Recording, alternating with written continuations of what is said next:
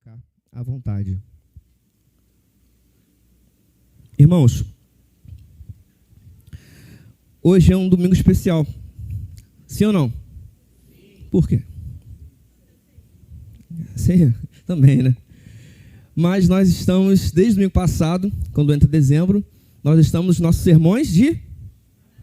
É isso aí, Natal. Então já começamos a ouvir um Jingle Bell, nos prepararmos para as músicas de Natal, para a comida, tudo aquilo que o Natal envolve, amigo oculto. E tem mais coisas, né, envolvidas. E não estou falando do jogo de hoje, né, do Vasco, do Fluminense. Eu fiquei pensando sobre isso, sabe? Já estrategicamente escolheu o pregador que prega mais rápido para dar tempo de assistir o jogo. Mas como eu sou flamenguista, Pablo, eu vou estender o máximo que eu puder, porque o que importa é quarta-feira, amém? Então vamos lá, gente, brincadeiras à parte. Eu vou pedir para que você abra sua Bíblia em Mateus capítulo 1. O tema da nossa pregação de hoje é Deus conosco. Mateus capítulo 1, versículo 18 até o versículo 25.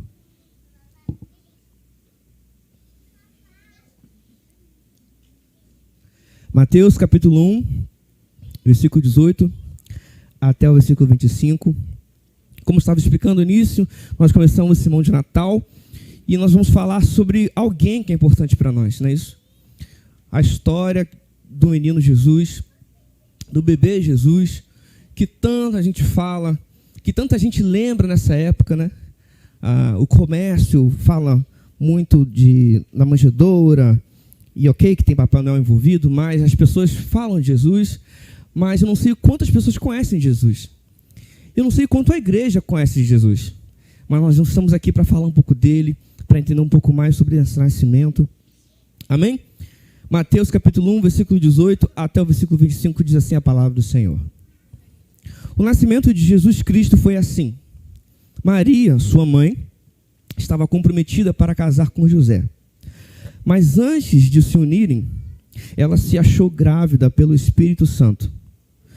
José, com quem Maria estava para casar, sendo um homem justo e não querendo envergonhá-la em público, resolveu deixá-la sem que ninguém soubesse.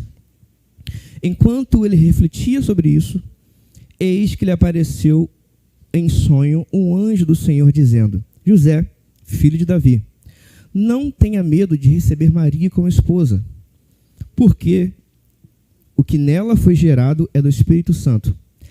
Ela dará à luz a um filho e você porá nele o nome de Jesus, porque ele salvará o seu povo dos pecados deles.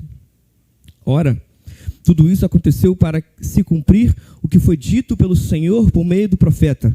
Eis que a virgem conceberá e dará à luz um filho, e ele será chamado pelo nome de Emanuel, que significa Deus conosco.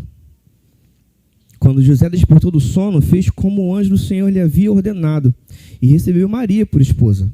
Porém, não teve relações com ela, enquanto ela não deu à luz um filho, a quem pôs o nome de Jesus. Amém?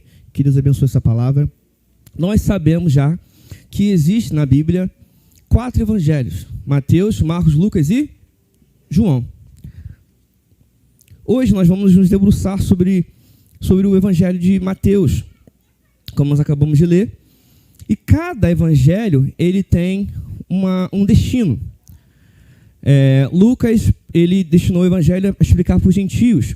Mateus, nesse caso, o povo que ele queria que lesse essa carta era o povo judeu. A intenção dele em escrever a carta era para os judeus lerem, para trazer entendimento àquele povo ali, sobre os judeus que estavam aguardando a vinda do Messias.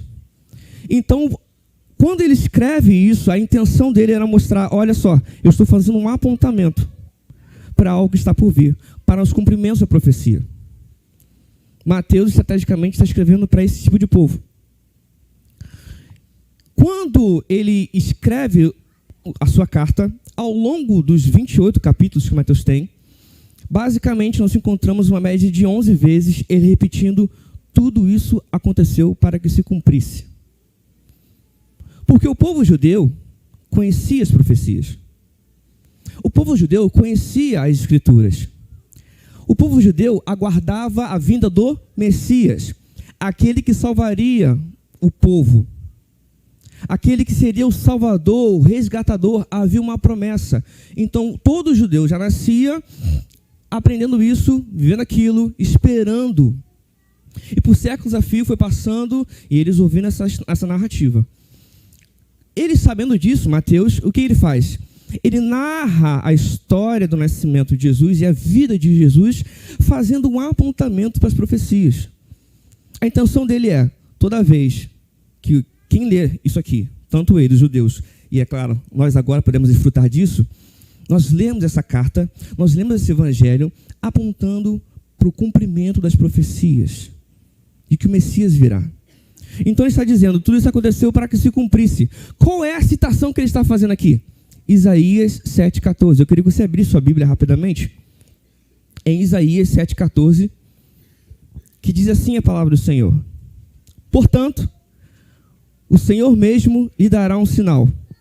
Eis que a virgem conceberá, dará à luz um filho, e lhe chamará Emanuel. Isso aqui são palavras do profeta Isaías. E qual é o contexto que estava acontecendo naquele momento com Isaías? O rei da Síria e o rei de Israel, eles se levantam para guerrear contra o rei Acais, que era o rei de Judá. Quando Acais ouve que os reis de Israel, o rei da Síria, se levantam para guerrear contra ele, ele fica com medo. E a Bíblia conta que o seu coração tremia como varas verdes, como árvores balançando, de tanto medo que ele ficou, e o povo de Judá também. O povo de Judá, que era conhecido também como casa de Davi. E ele ouve aquela notícia, aqueles rumores da guerra, e quando isso acontece, Deus chama o profeta Isaías e fala assim, ó, Isaías, vá lá em Acais, ele está em tal lugar. E vá lá e fala para ele, no versículo 7 mais ou menos, ele diz assim, que isso não vai acontecer. De maneira nenhuma eu vou permitir que isso aconteça. Então Isaías vai, chega para casa e fala isso, olha só. Isaías chega para casa e fala assim, olha só, isso não vai acontecer, Deus não vai permitir. Pede um sinal para Deus. E Acais fala assim, eu não vou pedir nada, eu não tenho coragem. E aí ele fala assim, mesmo assim, o sinal é, a virgem conceberá e dará à luz a um filho e chamará Emanuel. Deus ali já faz uma promessa e ele promete que não vai acontecer isso com o povo de Judá. Por quê? Porque era a casa de Davi. E nós sabemos que existe também uma promessa do Senhor com a casa de Davi, o reino de Davi. Existem alguns versículos que apontam para isso. 2 Samuel, capítulo 7, versículo 16 diz, Deus disse a Davi, a tua casa e o teu reino serão firmados para sempre diante de ti, e o teu trono será estabelecido para sempre. Isaías 9, versículo 7 diz, do seu governo e da paz não haverá fim, sobre o trono de Davi e sobre o seu reino, para o estabelecer e o fortificar com juízo e com justiça, desde agora e para todo sempre. Salmo 89, 4, reitera, a tua descendência estabelecerei para sempre, e o teu trono por todas as gerações. Existem promessas de Deus para que a geração de Davi, o reino de Davi, será para sempre. E é por isso que Jesus é chamado de filho de Davi. Porque Jesus é o cumprimento da promessa de Deus, de que o reino seria para sempre. E nós queremos que nós temos um rei eterno, amém? Jesus é esse rei. Então ele está apontando para isso, para que a geração de Davi, o reino de Davi, nunca seria extinto.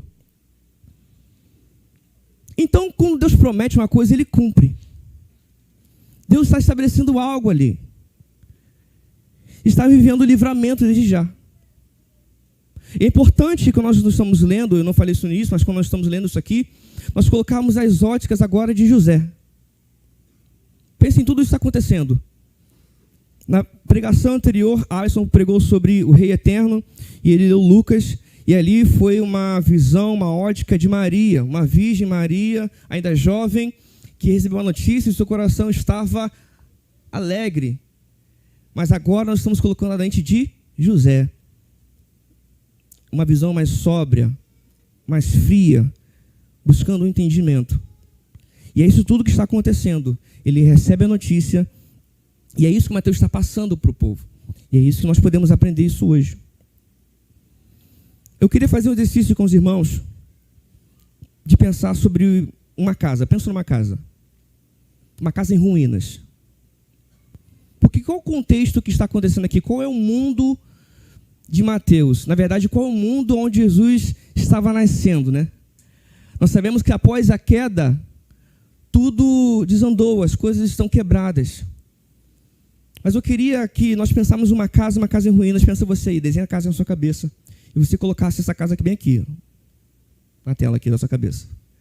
E enquanto eu estiver pregando, tenha memória, tenha essa casa na sua cabeça aqui. Escondido, mas acessível. Mas eu queria fazer um exercício com os irmãos, vocês fecharem os olhos. Eu queria ir mais profundo nessa imagem. Pode fechar os olhos, tá? Feche seus olhos, ouça o som da minha voz e busque imaginar o máximo possível. Imagine uma casa que já foi um lar, mas agora é apenas um eco do que já foi. As paredes, outrora firmes, estão rachadas como pele ressecada pelo tempo. A pintura descascada cai em placas irregulares, revelando camadas antigas de cores desbotadas. Tons de amarelo e verde que um dia tentaram trazer alegria ao ambiente. Em alguns pontos, o reboco cedeu por completo, expondo tijolos escurecidos pela umidade e pelo abandono. O telhado afundou em parte. Telhas quebradas deixam frestas por onde a luz entra tímida, formando feixes empoeirados que parecem flutuar no ar. Quando o vento sopra, é possível ouvir um rugido triste de madeira apodrecida, como um gemido baixo e cansado, denunciando que a casa ainda respira, mesmo ferida. O chão está coberto com uma mistura de terra, folhas secas e fragmentos de vidro. Cada passo parece um pedido de cuidado. O piso estala, ameaça ceder e devolve um som oco, como se houvesse um vazio logo abaixo. Em alguns cantos, a umidade criou manchas escuras que sobem pelas paredes, formando desenhos irregulares, quase como sombras fixas. O cheiro é pesado e marcante. Há um odor de mofo antigo, misturado com terra molhada e madeira podre. É um cheiro de grude que gruda no nariz, úmido, frio, lembrando porões esquecidos e roupas guardadas por anos sem sol. De vez em quando, surge também um leve aroma de ferrugem, vindo de pregos expostos e dobradiças corroídas, como se um metal estivesse se desfazendo lentamente no ar. Dentro da casa, o silêncio não é completo. Há um som distante de insetos escondidos nas frestas. O bater ocasional de uma porta solta quando o vento entra, e o farfalhar de algo pequeno. Talvez um rato atravessando o que restou de um antigo corredor. Cada ruído parece ampliado, respeitoso, como se até os sons soubessem que aquele lugar guardava histórias. A casa em ruínas não é apenas feia ou quebrada. Ela transmite cansaço. É como se estivesse inclinada para a frente, desistindo aos poucos, carregando nas paredes o peso de risos antigos, conversas esquecidas e dias que não voltarão. Mesmo em seu estado de abandono, ela ainda conta, em silêncio, que ali houve vida. Você pode abrir seus olhos. Conseguiram imaginar essa casa? Conseguiram imaginar o quão feia ela está? O quão feia ela é?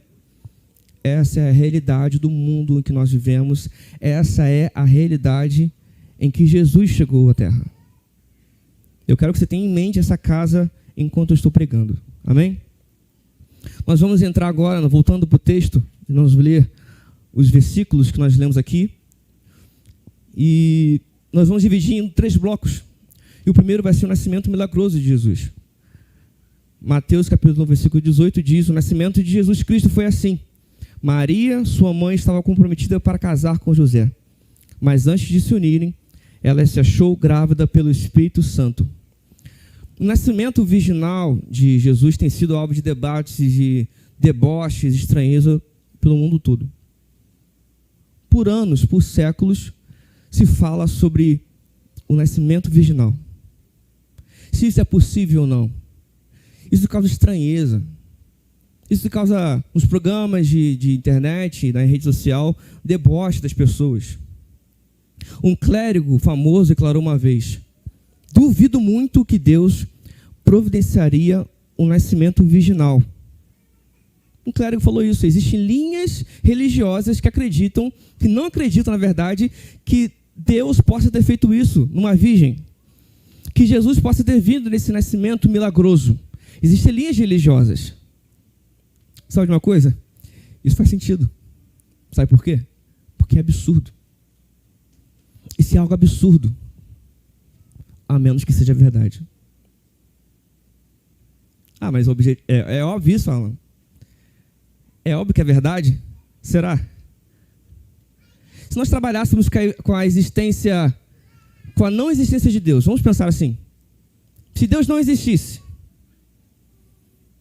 você consegue pensar nisso? Talvez na sua cabeça você fale assim: claro, Alan, é claro que Deus existe. Eu sou um cristão, nós estamos aqui, eu creio no Senhor. Mas eu não estou falando, eu estou confrontando a verdade.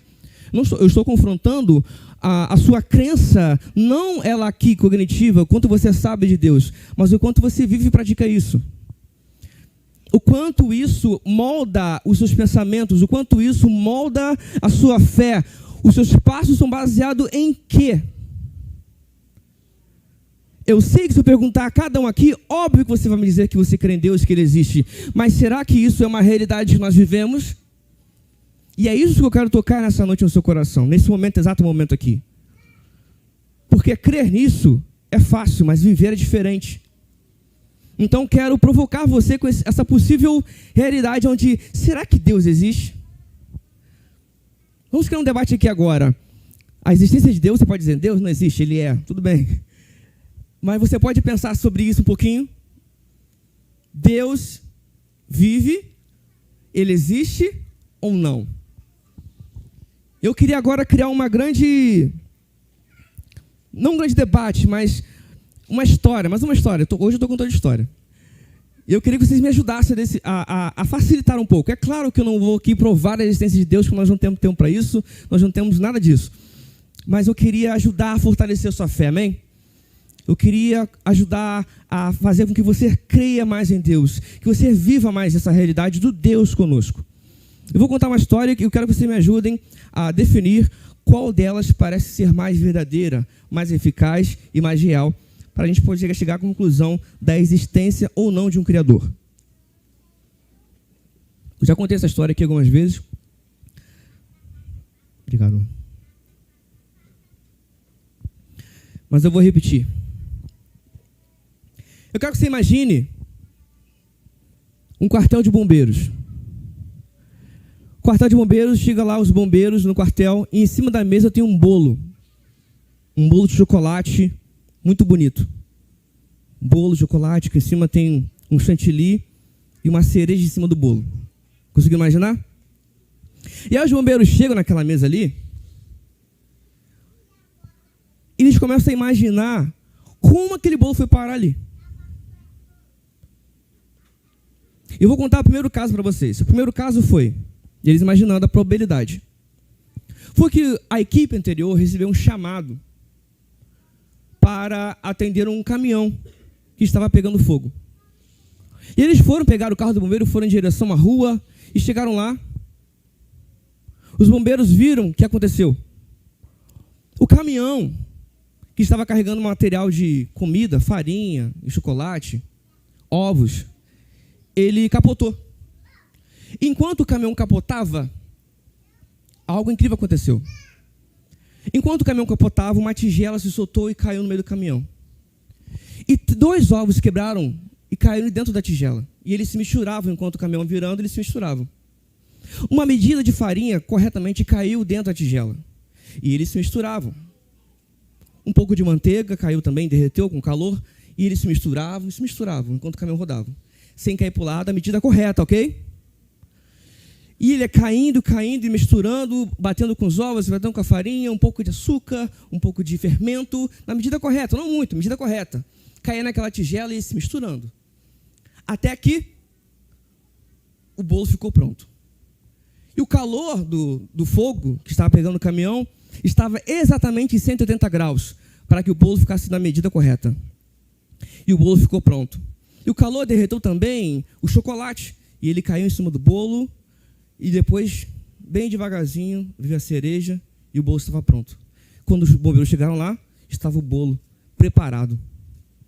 Conseguiu entender isso aqui? Visualizar? Sim ou não? Sim.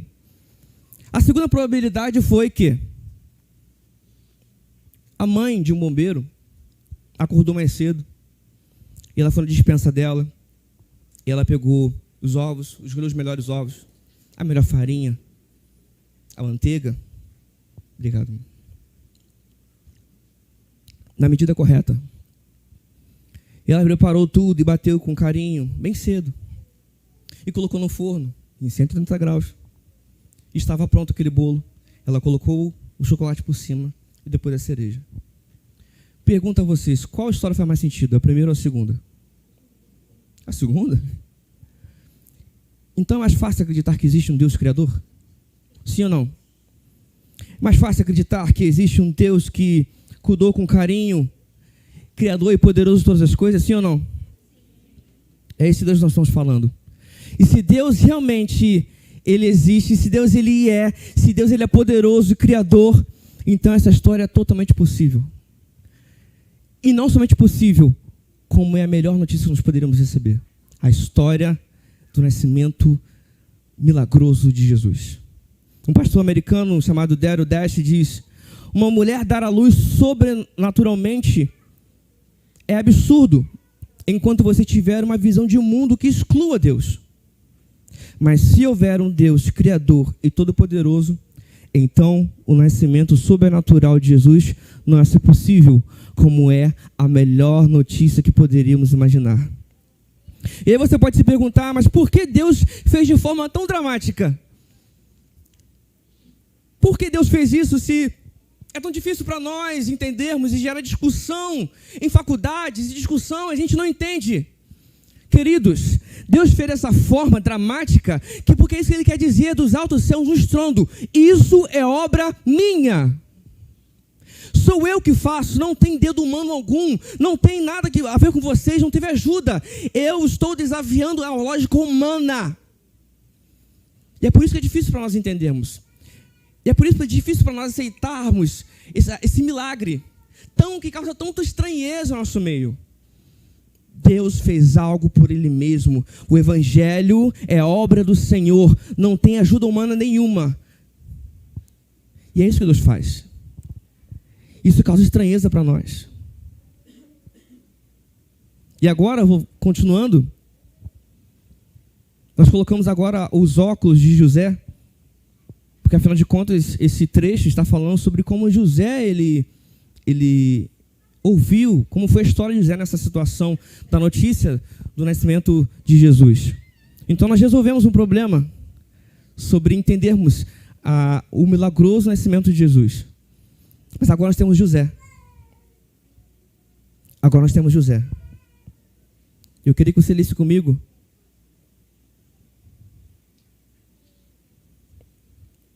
no versículo 19.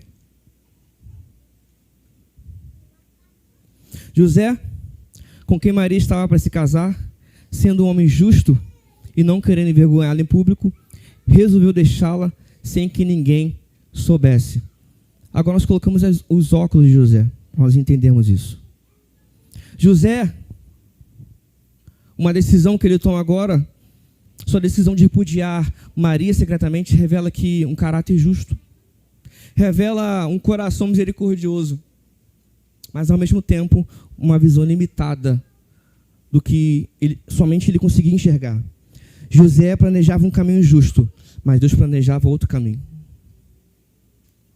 Quantas vezes nós estamos como José, mas ele se coloca no lugar de José também. Se coloca no lugar de José. No momento que ele sabe, em que Maria conta para ele do que o anjo falou sobre o nascimento milagroso, o espaço de tempo entre o contar a notícia e a revelação do plano do anjo, nós não sabemos o que aconteceu ali, quanto tempo foi na verdade. Mas se coloca no lugar de José. Se coloca no lugar desse homem. Eu quero ressaltar realmente a atitude justa de José. O caminho misericordioso que ele toma.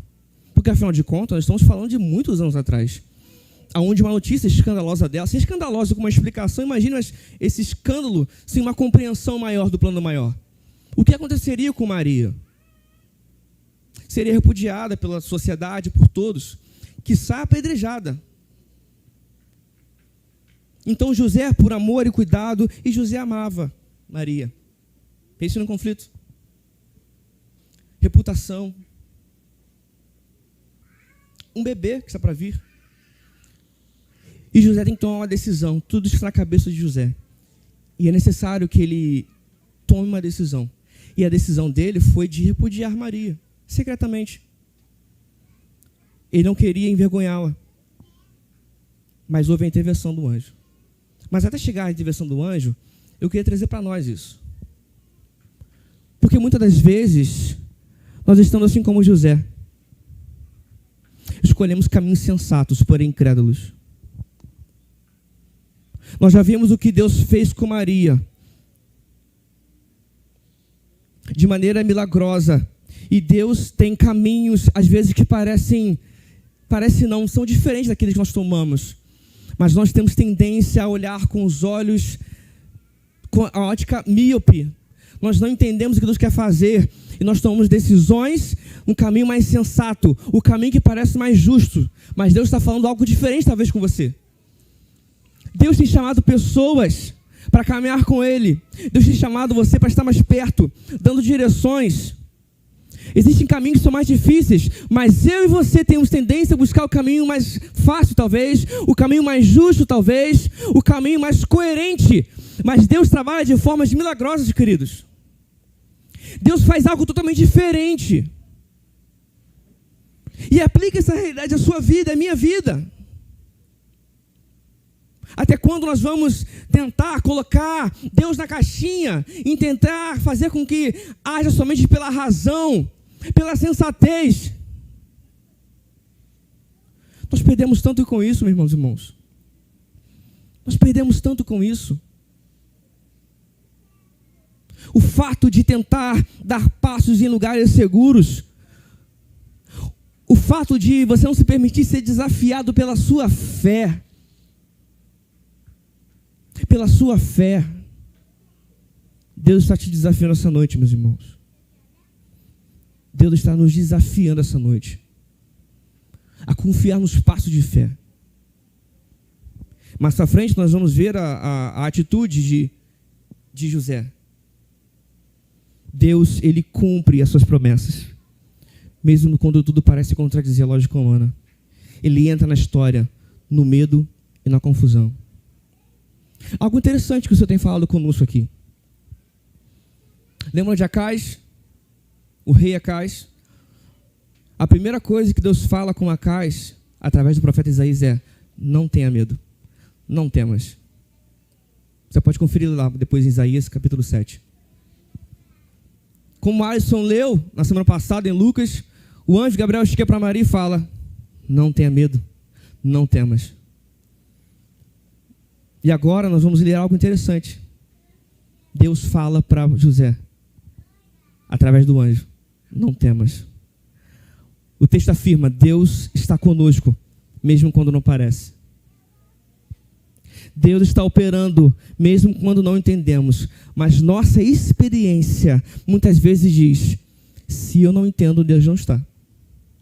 Se a promessa demora, então Ele não é real. E nós somos movidos por essa confusão. A tensão do texto revela a nossa miopia espiritual. Interpretamos a vida sem fé, sem profecia, sem esperança. É assim que nós olhamos a vida, é assim que nós olhamos a nossa realidade, como nós estamos experimentando as coisas, o trabalho, a vida comum, a igreja. Nosso olhar para a igreja é um olhar sem esperança. É por isso que a gente esfria. É por isso que a gente vive reclamando. É por isso que o trabalho nunca está bom. É por isso que a família nunca está boa. Porque a nossa perspectiva, o nosso olhar é míope mesmo. Não enxergamos com beleza, com os óculos de Jesus. É sempre turva, essa palavra que eu queria dizer, turva a visão. Nós perdemos a esperança. E não há profecia no nosso meio. E a fé está morta.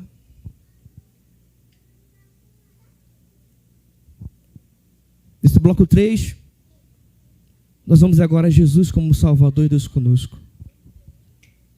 Mateus capítulo 1, versículo 20, até o versículo 25 diz: enquanto ele refletia sobre isso, eis que lhe apareceu um anjo do Senhor dizendo: José, filho de Davi, não tenha medo de receber Maria como esposa, porque o que nela foi gerado é do Espírito Santo. Ela dará à luz a um filho, e você porá nele o nome de Jesus, porque ele salvará o seu povo dos pecados deles. Ora, tudo isso aconteceu para se cumprir o que foi dito pelo Senhor por meio do profeta. Eis que a virgem conceberá e dará à luz a um filho, e ele será chamado pelo nome de Emanuel, que significa Deus conosco. Quando José despertou do sono, fez como um anjo do Senhor lhe havia ordenado, e recebeu Maria por esposa. Porém, não teve relações com ela enquanto ela não deu à luz a um filho, a quem pôs o nome de Jesus. Aqui nesse texto nós chegamos ao ápice da mensagem de Mateus. Deus está revelando o plano dele para José. O anjo declara para José agora: não temas. O mesmo José, com medo e incrédulo, ouve, crê e obedece. Não é isso que nós vemos agora? Após o sonho que o anjo fala com José, não tenha medo, e Deus revela o plano a José. José entende, ele ouve, mesmo com todo o seu medo, mesmo com toda a incredulidade, ele resolve obedecer ao Senhor. E ele vai em direção. Jesus não vem apenas como um sinal, mas como salvação para nós. Versículo 21 diz: porque ele salvará o seu povo dos pecados dele. Você se lembra da casa em ruínas? A casa em ruínas está aqui? Sim ou não? É nessa casa que um bebê está entrando. É nessa realidade agora que Jesus está entrando. Jesus está entrando na casa bagunçada. Ele não descartou a casa nem condenou. Mas ele entrou no meio dessa bagunça. A realidade da terra, a realidade do mundo, estava recebendo um bebê santo. O Emanuel, Deus conosco. Santo, puro. Numa realidade quebrada, de casas vazias, onde estava tudo bagunçado. Então esse bebê coloca os pés nesse solo, sujo, com vidros quebrados. Mas quando esse bebê chega na realidade, algo acontece. Eu queria que você ouvisse. Ele entrou nela para restaurá-la, nessa casa. Quando Jesus atravessa o limiar daquela casa em ruínas, o ar muda, antes mesmo que algo seja visto. O cheiro pesado de mofo e morte começa a se dissipar, como névoa ao nascer do sol. Onde havia umidade fria, surge um perfume suave de vida, como terra depois da chuva, anunciando o recomeço. Seus passos não fazem ranger o soalho cansado, ao contrário, o chão se firma sob seus pés. As tábuas antes frágeis encontram descanso, como se reconhecesse aquele que sustenta todas as coisas. As rachaduras nas paredes cessam de se abrir e lentamente se fecham, não apenas como reboco novo, mas com dignidade restaurada. A casa deixa de gemer. Agora respira em paz. A luz entra de outro modo. Já não escorre tímida pelas frestas do telhado quebrado, mas se espalha ampla e quente, preenchendo cada canto escuro. As sombras recuam, não por força, mas por presença. O que antes escondia medo e abandono, agora se revela sem vergonha. A madeira apodrecida recupera vigor. O que estava torto se endireita. As portas antes presas e soltas ao vento se alinham novamente nos batentes, prontas para acolher. O ferro enferrujado recupera a firmeza, e aquilo que ameaçava ferir passa a sustentar. O silêncio muda o tom, os ruídos inquietos cessam, e em seu lugar nasce uma quietude viva, cheia de significado. É o silêncio que não oprime, mas abraça. Um silêncio onde se pode ouvir a esperança. Essa casa, antes marcada pelo peso do passado, não é apenas reformada, ela é reconciliada com sua própria história. As marcas não são apagadas à força, são ressignificadas. Onde houve dor, agora a memória é curada. Onde houve abandono, nasce propósito. Quando Jesus termina a sua obra, a casa permanece a mesma, e ainda assim, completamente outra. Não é apenas um lugar bonito, é um lar. Um espaço onde a vida pode florescer novamente, onde o tempo deixa de ser inimigo e se torna testemunha. Assim é quando ele entra. Não restaura apenas paredes, mas devolve sentido, dignidade e esperança, fazendo de ruínas um lugar habitável para a glória de Deus. Esse é o nosso Jesus. Esse é o poder desse menino que chegou à nossa realidade, trazendo vida e esperança.